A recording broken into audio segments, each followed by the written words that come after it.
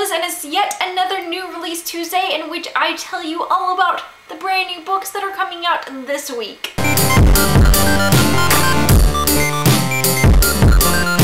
These are all debuts from September 11th to September 13th. First, we have Tilt by Ellen Hopkins, and this is the various perspective of love told in a novelization. Sons of the 613 by Michael Rubens, and this is about a boy named Isaac and his brother Josh, and Josh is like, oh my gosh, I'm a man now and I have a tattoo to prove it, because he's followed all 613 commandments, and now Isaac has to go through this in order to be a man. Beyond, a ghost story by Graham McNamee, and this is a creepy, super creepy ghost story. Unspoken by Sarah Rees Brennan, and this book asks, what if your imaginary friends came to life? Shadowfell by Juliet Marelier, and this is a high fantasy novel, and it is about this girl who's living in this land full of magical people, and the king is like, hey, all of you belong to me. Hidden by Sophie Jordan, and this is the third book in the Firelight series, and it's basically everything is on the line. This is what happens when books just, the synopsis is,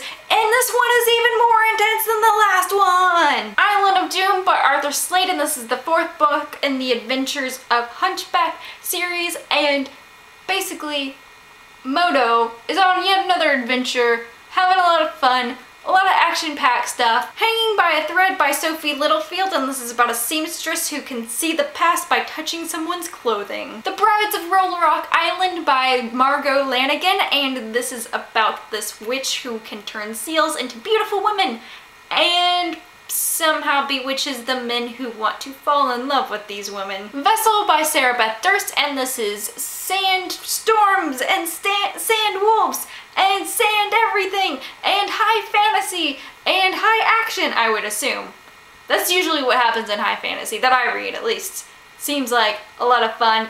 I love the cover of this book, it's very pretty. Flesh and Bone by Jonathan Mayberry, and this is the third book in the Rotten Ruins series, and I can only attempt to describe this series as zombies, because the description of this book was just like, another adventure, yay! This is the week of the sequels, it seems like. It's just like all of the sequels coming out this week. All of them are like third or fourth book in the series, which is fine.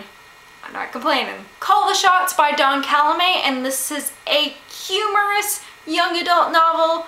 Awesome, fun times.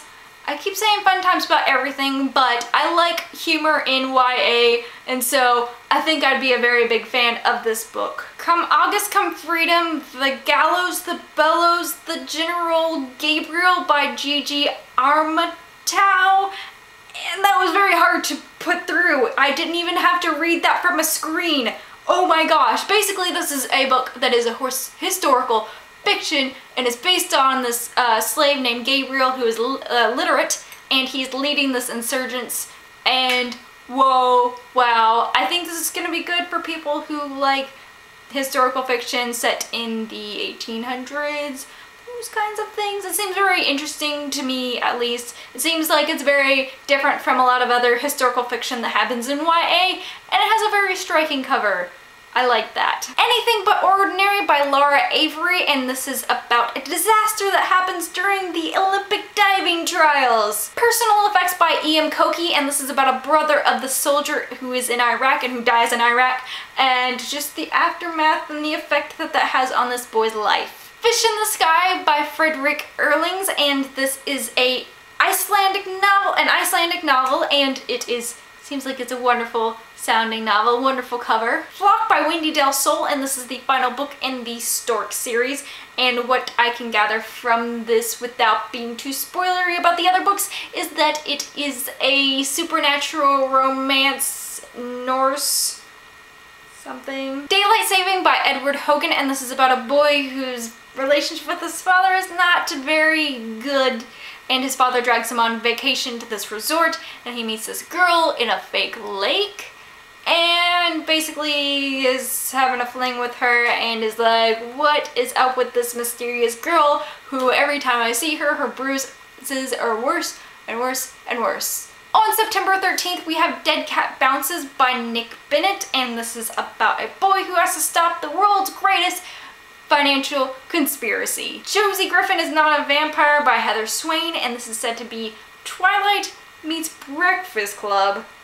I Am Scared. Nerve by Jan Ryan, and this is about a girl who is in this live broadcast of a game, and she's just kind of like, this game knows me better than I know myself. Lindsay Lost by Suzanne Phillips, and this is about these the brother and sister, and the brother and sister are both aspiring Olympic athletes, and then one day the sister is murdered and or dead, something like that, and the brother is like, I don't remember that day at all, no matter how many times he asks his parents and or the police.